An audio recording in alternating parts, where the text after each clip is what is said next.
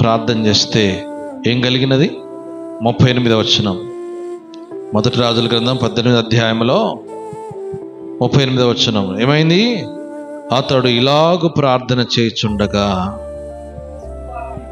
యెహోవా అగ్ని దిగి దహన బలి పశువులను, కట్టెలను, రాళ్లను, బొగ్గిని దహించి కందకమందున నీళ్లను ఆరిపోజేసెను.